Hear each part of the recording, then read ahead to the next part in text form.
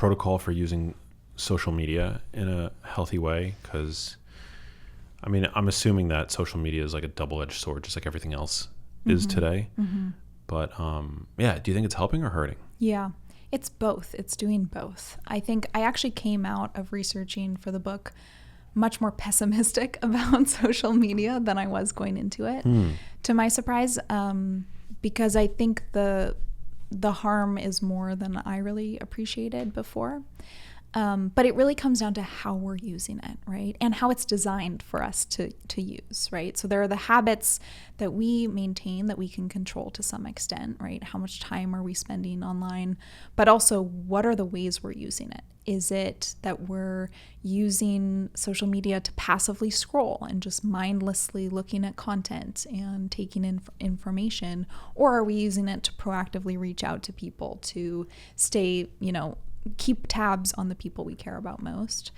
And there are good examples of this, right? Like, for example, there's a wonderful platform called Caring Bridge, where if someone has a health diagnosis, their loved ones can come to this one central place to give them their love, give them their support, help out with things, get updates on how things are going, right? That's technology in its best possible form, where it's enabling someone to get the support they need at a time when they really need it, in an easy way.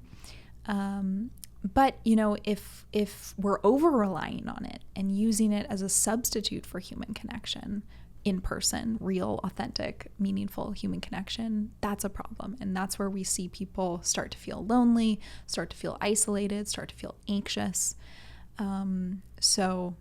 But also, right, these tools need to be designed in ways that are socially healthy. And I think they need to be much more so, right? Designing, optimizing for meaningful connection rather than just attention constantly. Do you think curfews are helpful with regard to social media use? Like on the apps? Yeah. Like, I know some people that, every weekend they take a technology Sabbath. A Sabbath, yeah. Yeah, they put their phones away. Yeah, I think that's great. A curfew, if you mean like where it logs you off after a certain amount of minutes, you can just bypass those really easily. Which I do every single time. No one actually, that doesn't work. Yeah. Yeah, well, because it's funny because I have it activated. Like, I don't actually, I won't go so far as to turn it off. I just ignore it every single time. Yeah. And I get annoyed by it when it pops I know. up. And it actually just means you're spending more time on your phone because you're like constantly having to dismiss it. Yeah. Oh, God. Yeah, I don't think those really work. But I love the idea of tech Sabbaths where you're prioritizing in-person connection instead. How else can we leverage technology to improve our social health? Yeah. So another way is that we can... I have a few like specific techniques. So I talk about in the book examples of how to stretch, rest, tone, and flex your social muscles. Yes. In technology. Do you want to get into some of those? Yeah, please. Because this is one of the most important questions of our time. Yeah, I totally agree. It's like the new nicotine. Yeah, absolutely. Like technology, our devices. Yeah, I know. So we talked about stretching your social muscles. This is about making new friends, joining new communities, right? So how do we use that in a digital context? So I call this the digital stretch. So how do you meet new people online? This could be, for example, using platforms like Meetup or Eventbrite or places where you can find new people who share your hobbies or your interests, and then ideally take those connections offline and meet up in person. So then there's the tech rest, right? You talked about doing a Sabbath on a Saturday where you unplug, rest your digital social muscles, right? Take a break, unplug so that you're connecting in person. Another is the cyber tone. So I talked about toning your muscles, so deepening your connections. And that's, I talked about that example of Caring Bridge where people are able to support someone going through a health diagnosis.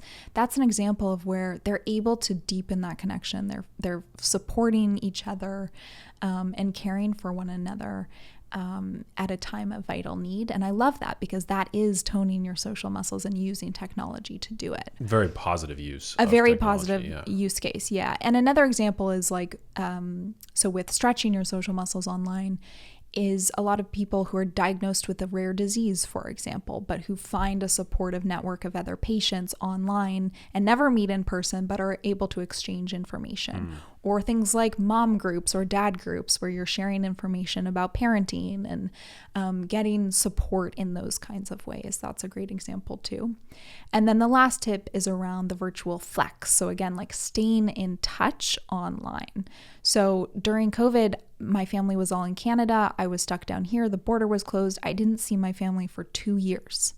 So technology was an absolutely vital tool during that time, where if I wasn't able to FaceTime all the time and celebrate birthdays over Zoom and celebrate holidays over Zoom, I would have felt completely disconnected. But as it was, when I went and finally was able to see my family again, we picked up right where we left off because we'd been able to stay in touch. So it's really just about being mindful of how we're using technology and how much we're using it.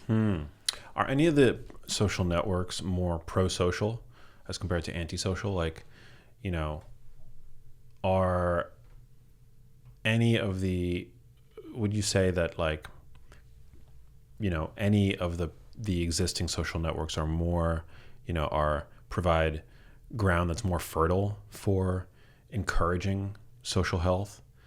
You know, like, because I kind of think of like TikTok and how it's like you know, people describe it. I don't spend that much time on TikTok, but it's like often described as the most addictive social platform, and the content can be incredibly vapid. Yeah. You know, and then there's like X, which I enjoy X, but you know, it can be really political and clickbaity. Yeah. Any thoughts on that? Yeah. I mean, what's interesting is there's been a huge flux of new apps that are outside of the big ones we all think of, like Instagram and Twitter and so on, that are designed specifically around social health. Like there are apps, and I actually, in 2020, it's a bit outdated now, but back then I came up with a list, like this resource of, there were almost 200 startups and apps that I identified that were specifically trying to help people develop meaningful connection. Interesting. Stay in touch in more connective ways, meet new people in more meaningful ways as a substitute or as instead of the traditional platforms. So we're seeing this huge rise of innovation where more and more technology founders and startups are saying, how do we design technology in ways that are actually socially healthy? And none of them have kind of risen to the heights of a Twitter or a Facebook.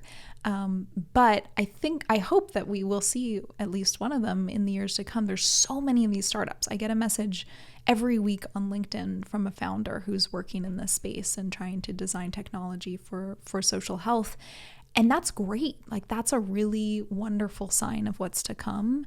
I love that there are VC firms investing in these kinds of innovations because that's what we need, right? If technology is going to be embedded in the fabric of our lives forever, we need to be really thoughtful about how and what we're designing for us to be socially healthy. Yeah, absolutely. Hey, if you liked that video, you need to check out this one here, and I'll see you there.